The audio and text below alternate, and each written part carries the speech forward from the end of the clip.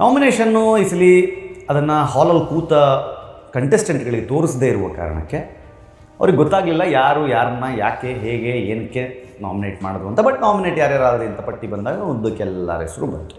ಅಶ್ವಿನಿ ಅವರ ಹೆಸರು ನೇರ ನಾಮಿನೇಷನಲ್ಲಿ ಬರಲಿಲ್ಲ ಅಂದಿದ್ರೆ ನನ್ನ ಪ್ರಕಾರ ಅವರು ಸಹಿತ ನಿನ್ನೆ ನಾಮಿನೇಷನಿಂದ ತಪ್ಪಿಸ್ಕೊಳ್ಬೋದಾಗಿತ್ತು. ಬಿಕಾಸ್ ನೋಡಿ, ಈ ಗೇಮ್ನಲ್ಲಿ ಮಿಸ್ಟೇಕ್ಗಳಾಗ್ತವೆ, ಆಗದೆ ಇರಲಿಕ್ಕಿಲ್ಲ. ಆದರೆ ಉಸ್ತುವಾರಿ ಆದವರು ಅದನ್ನು ತುಂಬ ಬ್ಯಾಲೆನ್ಸ್ಡಾಗಿ ಫೇರ್ ಆಗಿ ಮಾಡಬೇಕಾಗುತ್ತೆ. ಅದು ನಿನ್ನೆ ಎಲ್ಲೋ ಮಿಸ್ ಹೊಡಿತಾ ಇತ್ತು ಅನ್ನೋದನ್ನು ನಾವು ಇವತ್ತಿನ ಸೋಷಿಯಲ್ ಮೀಡಿಯಾದ ಟ್ರಾಲ್ಗಳಲ್ಲಿ ಮತ್ತು ಮೀಮ್ಸ್ಗಳಲ್ಲಿ ನೋಡ್ತಾ ಇದ್ದೀವಿ. ಅಶ್ವಿನಿ ಮತ್ತು ಗಿಲ್ಲಿ ಅವರ ನಡುವೆ ನಡೆದಿದ್ದು ಇಲ್ಲಿಯ ತನಕ ಬಿಗ್ ಬಾಸ್ ಮನೆಯಲ್ಲಿ ಗಿಲ್ಲಿ ಮತ್ತು ಅಶ್ವಿನಿ ಅವರ ನಡುವೆ ನಡೆದೇ ಇರುತ್ತೆ. ತಾನು ಮಾತ್ರ ಸ್ಟ್ರಾಂಗ್ ಅಂತ ಆಡ್ಕೊಂಡು ಆಡಿದರೆ ಮಾತ್ರ ಬಿಗ್ ಬಾಸ್ನಲ್ಲಿ ಸರ್ವೈವ್ ಆಗಲಿಕ್ಕೆ ಸಾಧ್ಯ. ಇನ್ಯಾರೋ ಸ್ಟ್ರಾಂಗು ನಾನು ವೀಕು ಅಂತ ಅಂದರೆ ಕಾಕ್ರೋಚ್ ಸುದಿ ಅವ್ರದ್ದು ಹೇಗಾಯಿತು ಹಾಗಾಗುತ್ತೆ. ಒಂದು ಏನು ಕಳೆದ ವಾರ ಸುದೀಪ್ ಸರ್ ಹೇಳಿ ಹೋಗಿದ್ರೋ ಅದೇ ತಪ್ಪನ್ನು ಮತ್ತೆ ಮಾಡಿದ್ದು ಅಶ್ವಿನಿ ಮತ್ತು ಜಾಹ್ನವಿ ಅವರು. ಆ್ಯಂಡ್ ಬಿಗ್ ಬಾಸ್ ಮನೆಯೊಳಗಡೆ ಬಿಗ್ ಬಾಸ್ಗೆ ಯಾರು ದೊಡ್ಡವರು ಸಣ್ಣವರು ಇಲ್ಲ, ಎಲ್ಲರಿಗೂ ಅವರದ್ದೇ ಆದ ಒಂದು ಚರಿಷ್ಮಾ ಇದ್ದ ಕಾರಣಕ್ಕೆ ಅವರು ಬಿಗ್ ಬಾಸ್ ಮನೆಯೊಳಗೆ ಬರೋದು. ನಮಸ್ಕಾರ, ಸ್ಪಿಟ್ಲೆಸ್ ಕರ್ನಾಟಕದ ವಿಶೇಷ ಕಾರ್ಯಕ್ರಮಕ್ಕೆ ಸ್ವಾಗತ. ನಾನು ನಿಮ್ಮ ಕಿರಿಕೀರ್ತಿ. ಯಾರೋ ಬೆಳಗ್ಗೆ ಆಫೀಸಲ್ಲಿ ಹೇಳ್ತಾಯಿದ್ರು, ಸರ್ ನೀವು ಆ ಬಿಗ್ ಬಾಸ್ ರಿವ್ಯೂ ಮಾಡ್ತೀರಲ್ಲ ಅದು ಎವ್ರಿಡೇ ಮಾಡಿ ಸರ್, ಅದು ಒಂಥರ ಇಂಟ್ರೆಸ್ಟಿಂಗ್ ಅನಿಸುತ್ತೆ. ಅಂದರೆ ಕೆಲವೊಂದನ್ನು ತುಂಬ ಸೂಕ್ಷ್ಮವಾಗಿ ನೀವು ಹೇಳಿ ಅರ್ಥ ಮಾಡಿಸಿರ್ತೀರಿ. ಸೊ ಹಾಗಾಗಿ ನಮಗೂ ಒಂದು ಜಡ್ಜ್ಮೆಂಟ್ ಸಿಗ್ತಾ ಇದೆ ಬಿಗ್ ಬಾಸ್ ಮೇಲೆ ಅಂತ. ನನಗೂ ಅನ್ನಿಸ್ತು, ಓಕೆ ನಾವು ಫಸ್ಟಿಗೆ ಅಂದ್ಕೊಂಡ್ವಿ ಅದನ್ನೇ ಡೈಲಿ ಎಪಿಸೋಡ್ಸ್ ಮಾಡಬೇಕು ಅಂತ. ಬಟ್ ಅದು ಎವ್ರಿಡೇ ಆ ಥರದ ಕಂಟೆಂಟ್ ಸಿಗುತ್ತಾ ಅಂತ ಅಂದ್ಕೊಂಡ್ವಿ. ಬಟ್ ಎನಿವೇ ಪ್ರತಿದಿನ ನಾನು ಬಿಗ್ ಬಾಸ್ನ ಫಾಲೋ ಮಾಡ್ತಾ ಇರೋದ್ರಿಂದ ಐ ಥಿಂಕ್ ಅದ್ರ ಬಗ್ಗೆ ಒಂದು ರಿವ್ಯೂ ಕಾಂಟೆಂಟ್ ಮಾಡಿದ್ರೆ ವರ್ಕ್ ಆಗುತ್ತೆ, ಜನಕ್ಕೂ ಅದರಿಂದ ಒಂದಿಷ್ಟು ಜಡ್ಜ್ಮೆಂಟಿಗೆ ಹೆಲ್ಪ್ ಆಗಬಹುದು ಅನ್ನುವ ಕಾರಣಕ್ಕೆ ನಾನು ಮಾಡ್ತೀನಿ ಅಂತ ಡಿಸೈಡ್ ಮಾಡಿಕೊಂಡು ಇವತ್ತು ಸಹಿತ ನೆನ್ನೆ ಎಪಿಸೋಡ್ ಬಗ್ಗೆ ನಾನು ಮಾತಾಡ್ತಾ ಹೋಗ್ತೀನಿ. ನೆನ್ನೆ ಎಪಿಸೋಡು ಖುಷಿಯಾಗಿ ಸ್ಟಾರ್ಟ್ ಆಯಿತು, ಯಾಕೆಂದರೆ ಫ್ಯಾಷನ್ ಶೋ ಅಲ್ವಾ, ಡ್ಯಾಜ್ಲರ್ ಫ್ಯಾಷನ್ ಶೋ ನಡೀತು. ರಿಷಾ ಗೆದ್ದರು, ಆಲ್ ಗುಡ್, ಎಲ್ಲ ಆರಾಮಾಗೇ ಇತ್ತು. ಶುರುವಾಗೋದು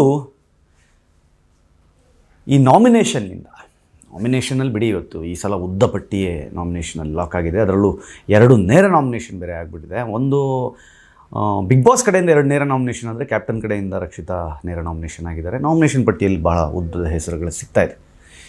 ನಾಮಿನೇಷನ್ನು ಈ ಸಲ ಅದನ್ನು ಹಾಲಲ್ಲಿ ಕೂತ ಕಂಟೆಸ್ಟೆಂಟ್ಗಳಿಗೆ ತೋರಿಸದೇ ಇರುವ ಕಾರಣಕ್ಕೆ ಅವ್ರಿಗೆ ಗೊತ್ತಾಗಲಿಲ್ಲ ಯಾರನ್ನ ಯಾಕೆ ಹೇಗೆ ಏನಕ್ಕೆ ನಾಮಿನೇಟ್ ಮಾಡಿದ್ರು ಅಂತ. ಬಟ್ ನಾಮಿನೇಟ್ ಯಾರ್ಯಾರಾದ್ರೆ ಅಂತ ಪಟ್ಟಿ ಬಂದಾಗ ಉದ್ದಕ್ಕೆಲ್ಲರ ಹೆಸರು ಬಂತು. ಅದರಲ್ಲಿ ಗಿಲ್ಲಿ, ಕಾವ್ಯ ನಾಮಿನೇಷನಿಂದ, ಆಮೇಲೆ ರಘು ಅವರು ನಾಮಿನೇಷನಿಂದ ತಪ್ಪಿಸ್ಕೊಂಡ್ರು. ಧನುಷ್ ಐ ಥಿಂಕ್, ಇಷ್ಟು ಜನ. ಯಾಕೆಂತಂದರೆ ಬರಲಿಲ್ಲ ಮೋಸ್ಟ್ ಆಫ್ ದ ನೇಮ್ಸ್. ಅಂದರೆ ನನಗೆ ಕೊಟ್ಟಿದ್ದು ನಾಮಿನೇಷನ್ಗೆ ಕೊಟ್ಟಿರುವಂತಹ ಪ್ರಕ್ರಿಯೆ ಏನಿತ್ತು ಅದಿದ್ದು ಮನೆಯಲ್ಲಿ ಯಾರು ಅದರ ಅನ್ಯಾಯ ಮಾಡ್ತಾ ಇದ್ದಾರೆ ಅಂತ. ಅನ್ಯಾಯ ಅಂದರೆ ಅವ್ರಿಗಿದು ಇಲ್ಲಿಗೆ ಬಂದರೂ ಸಹಿತ ಇದನ್ನು ಸರಿಯಾಗಿ ಉಪಯೋಗಿಸ್ಕೊಳ್ಳೋದೇ ಆಡ್ತಾ ಇದ್ದಾರೆ ಅನ್ನುವ ಅರ್ಥದಲ್ಲಿ ಕೊಟ್ಟಿದ್ದರಿಂದ ಅದರಲ್ಲಿ ಎಲ್ಲ ಟಕ ಅಂತ ಹೋದರು. ಇನ್ಫ್ಯಾಕ್ಟ್ ನನಗೆ ಗೊತ್ತಿರೋ ಹಾಗೆ ಅಶ್ವಿನಿ ಅವರ ಹೆಸರು ನೇರ ನಾಮಿನೇಷನಲ್ಲಿ ಬರಲಿಲ್ಲ ಅಂದಿದ್ದರೆ ನನ್ನ ಪ್ರಕಾರ ಅವರು ಸಹಿತ ನಿನ್ನೆ ನಾಮಿನೇಷನಿಂದ ತಪ್ಪಿಸ್ಕೊಳ್ಬೋದಾಗಿತ್ತು. ಬಿಕಾಸ್ ಅವರು ಸಹಿತ ಸ್ಟ್ರೈಟ್ ಅವೇ ಬಿಗ್ ಬಾಸ್ಗೆ ಕಂಟೆಂಟ್ಗೆ ಏನು ಬೇಕು ಅಥವಾ ತಮ್ಮ ಅಸ್ತಿತ್ವ ತೋರಿಸ್ಕೊಳ್ಳಿಕ್ಕೆ ಏನು ಬೇಕು ಆ ಆಟವನ್ನು ಅವರು ಆಡ್ತಾ ಇದ್ದಾರೆ. ಅದು ಹೊರಗಡೆ ಹೆಂಗೆ ಪೋರ್ಟ್ರೇ ಆಗ್ತಾ ಇದೆ ಅಥವಾ ಹೆಂಗೆ ಕಾಣಿಸ್ಕೊಳ್ತಾ ಇದ್ದಾರೆ ಅದನ್ನು ಆ ಕಡೆ ಇಟ್ಟರು ಸಹಿತ ಬಿಗ್ ಬಾಸ್ ಮನೆಯಲ್ಲಿ ಅದರ ಹೀಟನ್ನು ಕ್ಯಾರಿ ಮಾಡಲಿಕ್ಕೆ ಅಶ್ವಿನಿ ಅವರ ಪಾತ್ರ ತುಂಬ ದೊಡ್ಡದು ಅನ್ನೋದು ಎರಡನೇ ಮಾತೇ ಇಲ್ಲ. ಅದಾದ ಕೂಡಲೇ ಬಿಗ್ ಬಾಸ್ ಮತ್ತೊಂದು ಪ್ಲ್ಯಾನ್ ಮಾಡ್ತಾರೆ. ಒಂದು ಸದಾ ಮಿಸ್ಟೇಕ್ ಮಾಡುವಂತಹ ಅಶ್ವಿನಿ ಅವರನ್ನು ಮತ್ತು ಮನೆಯಲ್ಲಿ ಕೆಲಸಗಳ ಅಥವಾ ಮೈಗಳ ಅಂತ ಕರೆಸ್ಕೊಳ್ಳುವಂತಹ ಗಿಲ್ಲಿ ಅವ್ರನ್ನ 2 ಟೀಮ್ ಬೇರೆ ಬೇರೆ ಮಾಡಿ ಕ್ಯಾಪ್ಟನ್ಗಳನ್ನಾಗಿ ಮಾಡಿ ಅವ್ರನ್ನ ಉಸ್ತುವಾರಿಯನ್ನಾಗಿ ನಿಲ್ಲಿಸಿ ಒಂದು ಗೇಮ್ ಕೊಡ್ತಾರೆ. ನೋಡಿ, ಈ ಗೇಮ್ನಲ್ಲಿ ಮಿಸ್ಟೇಕ್ಗಳಾಗ್ತವೆ, ಆಗದೆ ಇರಲಿಕ್ಕಿಲ್ಲ. ಆದರೆ ಉಸ್ತುವಾರಿ ಆದವರು ಅದನ್ನು ತುಂಬ ಬ್ಯಾಲೆನ್ಸ್ಡಾಗಿ ಫೇರ್ ಆಗಿ ಮಾಡಬೇಕಾಗುತ್ತೆ. ಅದು ನಿನ್ನೆ ಎಲ್ಲೋ ಮಿಸ್ ಹೊಡಿತಾ ಇತ್ತು ಅನ್ನೋದನ್ನು ನಾವು ಇವತ್ತಿನ ಸೋಷಿಯಲ್ ಮೀಡಿಯಾದ ಟ್ರಾಲ್ಗಳಲ್ಲಿ ಮತ್ತು ಮೀಮ್ಸ್ಗಳಲ್ಲಿ ನೋಡ್ತಾ ಇದ್ದೀವಿ. ಜಾಹ್ನವಿ ಇನ್ಫ್ಯಾಕ್ಟ್ ಯಾಕೋ ತುಂಬ ಪರ್ಸ್ನಲಾಗಿ ಹೋಗ್ಬಿಟ್ರು ರಾಶಿಕಾ ವಿಚಾರದಲ್ಲಿ. Rashika was playing really good. ಅಂದರೆ ಏನು ಆ ಗುರಾಣಿ ಹಿಡ್ಕೊಂಡು ತಡೆಯೋ ಕೆಲಸವನ್ನು ಏನಿತ್ತು ಅದನ್ನು ಮಾಡ್ತಿದ್ದಾಗ ತುಂಬ ಪರ್ಸ್ನಲಾಗಿ ಹೋಯಿತು. ಎಲ್ಲಿ ತನಕ ಅಂತಂದರೆ ಸುದಿ ಅವ್ರನ್ನ ಹೊರಗಡೆ ಹಾಕಿದ್ದೆ ರಾಶಿಕಾ ಅನ್ನೋ ಅರ್ಥದಲ್ಲಿ ಜಾಹ್ನವಿ ಅವರು ಮಾತಾಡಿದಾಗ ರಾಶಿಕಾ ಅದನ್ನು ತುಂಬ ಲೌಡಾಗಿ ಹೇಳೋಕ್ಕೆ ಪ್ರಯತ್ನ ಪಡ್ತಾರೆ. ತಪ್ಪು, ನೀವು ಮಾತಾಡ್ತಾ ಇರೋದು ಹಂಗೆ ಮಾತಾಡಬಾರ್ದು ಅಂತ, ಬಕೆಟ್ಗೆ ಗುದ್ದಬೇಕು ಅಥವಾ ಗುರಾಣಿಯಿಂದ ತಡಿಬೇಕು ಆ ಥರ ಆ ನಿಯಮಗಳನ್ನು ಫಾಲೋ ಮಾಡ್ತಾ ಇದ್ದಾಗಲೂ ಸಹಿತ ತುಂಬ ರಿಪೀಟೆಡ್ಲಿ ಜಾಹ್ನವಿ ಅವರನ್ನು ಆ ಕಡೆ ದಾಟಲಿಕ್ಕೆ ಬಿಡದೇ ಇದ್ದಾಗ ಜಾಹ್ನವಿ ಇರಿಟೇಟ್ ಆಗಿ ಹಲ್ಲು ಕಚ್ಕೊಂಡೆಲ್ಲ ಮಾತಾಡಿದ್ರು. ಸೊ ಅದು ಸಹಿತ ಇವತ್ತು ಬಹಳ ಸದ್ದು ಮಾಡ್ತಾ ಇದೆ. ಗಿಲ್ಲಿ ಜೊತೆಯಲ್ಲಿ ನಡೆದಂತಹ ಅಶ್ವಿನಿಯವರ ವಾದ ವಿವಾದ ನಿನ್ನೆಯ promo content and at the same time ನಿನ್ನೆ ಅಶ್ವಿನಿ ಮತ್ತು ಗಿಲ್ಲಿಯವರ ನಡುವೆ ನಡೆದಿದ್ದು ಇಲ್ಲಿಯ ತನಕ ಬಿಗ್ ಬಾಸ್ ಮನೆಯಲ್ಲಿ ಗಿಲ್ಲಿ ಮತ್ತು ಅಶ್ವಿನಿಯವರ ನಡುವೆ ನಡೆದೇ ಇರುವಂಥದ್ದು. ಏಕವಚನದಲ್ಲಿ ಮಾತನಾಡುವ ವಿಚಾರದಲ್ಲಿ ಆ ಮನೆಯೊಳಗೆ ಈಗಾಗಲೇ ಸಾಕಷ್ಟು ಸಲ ಚರ್ಚೆಗಳು ಬಂದು ಹೋಗಿದೆ.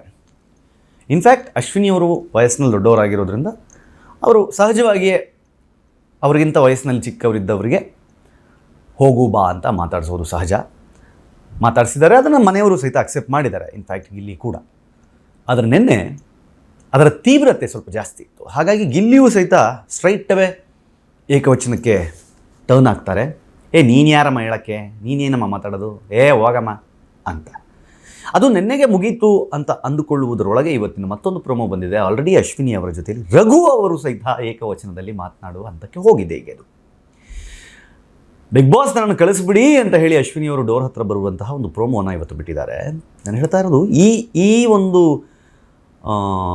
ಕಿರಿಕ್ಗಳು, ಈ ಒಂದು ಗಲಾಟೆಗಳು ಅಶ್ವಿನಿಯವ್ರ ಜೊತೆಲೇ ಯಾಕೆ ಆಗ್ತಿದೆ ಅಂತಂದರೆ, ಅಶ್ವಿನಿಯವರು ತಾನು ಮಾತ್ರ ಸ್ಟ್ರಾಂಗ್ ಅಂತ ಅಂದುಕೊಂಡು ಆಡ್ತಾ ಇದ್ದಾರೆ ಅಂತ ಕೆಲವರು ಮಾತಾಡ್ಬೋದು. ಆದರೆ ಬಿಗ್ ಬಾಸ್ ಆಟವೇ ಹಾಗೆ. ತಾನು ಮಾತ್ರ ಸ್ಟ್ರಾಂಗ್ ಅಂತ ಆಡ್ಕೊಂಡು ಆಡಿದರೆ ಮಾತ್ರ ಬಿಗ್ ಬಾಸ್ನಲ್ಲಿ ಸರ್ವೈವ್ ಆಗ್ಲಿಕ್ಕೆ ಸಾಧ್ಯ. ಇನ್ಯಾರೋ ಸ್ಟ್ರಾಂಗು, ನಾನು ವೀಕು ಅಂತ ಅಂದರೆ ಕಾಕ್ರೋಚ್ ಸುದಿ ಅವ್ರದ್ದು ಹೇಗಾಯಿತು ಹಾಗಾಗುತ್ತೆ. ಅದರಿಂದ ಇನ್ನೊಂದು ಮಾತು ಹೇಳಿದ್ರು ಅಶ್ವಿನಿ ಅವರು, ಹಾಗೆ ನೋಡಿದ್ರೆ ನಾವು 3 ಜನ ಸ್ಟ್ರಾಂಗು, ಅಂದರೆ ಜಾಹ್ನವಿ, ಅಶ್ವಿನಿ ಮತ್ತು ಧ್ರುವಂತು.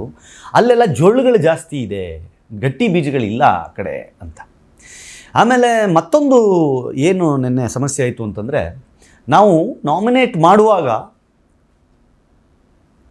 ಒಬ್ಬೊಬ್ಬರು ಒಂದೊಂದು ಹೆಸರು ತೊಗೊಂಡ್ರೆ ಅವ್ರು ನಾಮಿನೇಷನ್ಗೆ ಬರಲ್ಲ, ಕನಿಷ್ಠ 2 ವೋಟ್ ಬೀಳಬೇಕು ನಾಮಿನೇಟ್ ಆಗೋಕ್ಕೆ ಅನ್ನುವ ವಿಚಾರವನ್ನು ಸಹಿತ ನಿನ್ನೆ ಆ ಮನೆ ಒಳಗಡೆ ಚರ್ಚೆ ಮಾಡಿದ್ದಾರೆ. ಸುದೀಪ್ ಸರ್ ನನ್ನ ಪ್ರಕಾರ ಈ ಸಲ ಬಹಳ ಬಹಳ ಬಹಳ ಹಾರ್ಷಾಗಿ ಈ ಸಲ ಕ್ಲಾಸಸ್ ತಗೊಳ್ಳೋ ಸಾಧ್ಯತೆ ಇದೆ. ಯಾಕಂತಂದರೆ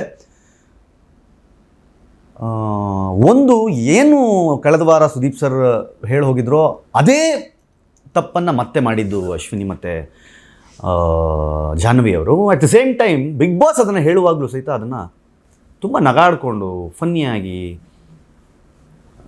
ಅಂದರೆ ಏನೋ ತಮಾಷೆ ಇದು ಅನ್ನೋ ಥರ ಮಾಡಿದ್ದು ನನ್ನ ಪ್ರಕಾರ ಬಹಳ ದೊಡ್ಡ ಮಟ್ಟದಲ್ಲಿ ರಿಯಾಕ್ಟ್ ಆಗುವ ಸಾಧ್ಯತೆ ಇದೆ. ಅದರ ಪರಿಣಾಮವಾಗಿ ಮನೆಗೂ ಸಹಿತ ಹೊಡೆತ ಬಿದ್ದಿರೋದ್ರಿಂದ ಮನೆಯವರು ಅಶ್ವಿನಿಯವರ ಮೇಲೆ ಪದೇ ಪದೇ ರಿಯಾಕ್ಟ್ ಆಗ್ತಿರೋದನ್ನು ನಾವು ನೋಡ್ತಾ ಇದ್ದೀವಿ. ಇವತ್ತು ಬೆಳಗ್ಗೆ ಬಿಟ್ಟಂತಹ ಪ್ರೋಮೋದಲ್ಲಿ ಜನ ಟ್ರಾಲ್ ಪೇಜಲ್ಲಿ ಹೇಳ್ತಾ ಇದ್ದಾರೆ, 10 ನಿಮಿಷ ಟೈಮ್ ಕೊಡಿ ನನಗೆ ಬೆನ್ನುವಿದೆ ಅಂದಾಗ 10 ನಿಮಿಷಕ್ಕೆ ಬೆನ್ನು ಹೋಗುತ್ತಾ ಅಂತಂದಾಗ ಕೆಲಸ ಮಾಡೋಕ್ಕಾಗಲ್ಲ ಅನ್ನುವ ಕಾರಣಕ್ಕೆ ಇವರೇನೋ ಕೌಂಟ್ರ್ ಕೊಟ್ಟರು ಅಂತ ಪಟ್ ಅಂತ ಅಶ್ವಿನಿ ಅವರು ಹೇಳ್ತಾರೆ. ಎದ್ದ ತಕ್ಷಣ ಜಗಳಕ್ಕೆ ಹೋಗ್ತಾರೆ, ಜಗಳ ಆಗುತ್ತೆ ಅವರಿಬ್ಬರ ಮಧ್ಯೆ. ಅದಕ್ಕೆ ಕೆಳಗಡೆ ಕಮೆಂಟ್ಗಳನ್ನು ಓದ್ತಾ ಇದ್ದೇನೆ. 10 ನಿಮಿಷದಲ್ಲಿ ಬರೀ ಮಾತಿನಿಂದ, 10 ನಿಮಿಷ ಒಂದೇ ಒಂದು ಮಾತಿನಿಂದ ಬೆನ್ನು ನೋವನ್ನು ಸರಿ ಮಾಡಿದ ರಘು ಅಂತ. ಅಂದರೆ ನಾವೇನು ಮಾತಾಡ್ತೀವಿ, ಹೇಗೆ ರಿಯಾಕ್ಟ್ ಮಾಡ್ತಿದ್ದೀವಿ, ಹೇಗೆ ಬಿಹೇವ್ ಮಾಡ್ತಿದ್ದೀವಿ ಅನ್ನೋದು ಬಿಗ್ ಬಾಸ್ ಮನೆಯಲ್ಲಿ ತುಂಬ ಸೂಕ್ಷ್ಮವಾಗಿ ಹೊರಗಡೆ ಕಾಣಿಸ್ತಾ ಇರುತ್ತೆ ಅನ್ನೋದನ್ನು ನಾವು ಅರ್ಥ ಮಾಡಿಕೊಳ್ಬೇಕು. ಆ್ಯಂಡ್ ಬಿಗ್ ಬಾಸ್ ಮನೆಯೊಳಗಡೆ ಬಿಗ್ ಬಾಸ್ಗೆ ಯಾರೂ ದೊಡ್ಡವರು ಸಣ್ಣವರು ಇಲ್ಲ, ಎಲ್ಲರಿಗೂ ಅವರದ್ದೇ ಆದ ಒಂದು ಚರಿಷ್ಮಾ ಇದ್ದ ಕಾರಣಕ್ಕೆ ಅವರು ಬಿಗ್ ಬಾಸ್ ಮನೆಯೊಳಗೆ ಬರೋದು, ಬಂದಿದ್ದಾರೆ ಕೂಡ. ಹಾಗಾಗಿ ಆಟದ ತಿರುವುಗಳಲ್ಲಿ ಇನ್ನೂ ಸಾಕಷ್ಟು ನೋಡೋದಿದೆ ನಾವು. ಆ್ಯಂಡ್ ನಿಮಗೇನು ಅನ್ನಿಸ್ತಾ ಇದೆ, ನಿಮ್ಮ ಫೇವ್ರೆಟ್ ಕಂಟೆಸ್ಟೆಂಟ್ ಯಾರು, ಕಮೆಂಟ್ ಮಾಡಿ ಹೇಳಿ. ನೋಡ್ತಾ ಇರಿ ಸ್ಪೀಡ್ ಪ್ಲಸ್ ಕರ್ನಾಟಕ. ಇದು ನಿಮ್ಮಿಂದ ನಿಮಗಾಗಿ, ನಿಮಗೋಸ್ಕರ ಮತ್ತೆ ಸಿಗ್ತೀನಿ. ನಮಸ್ಕಾರ.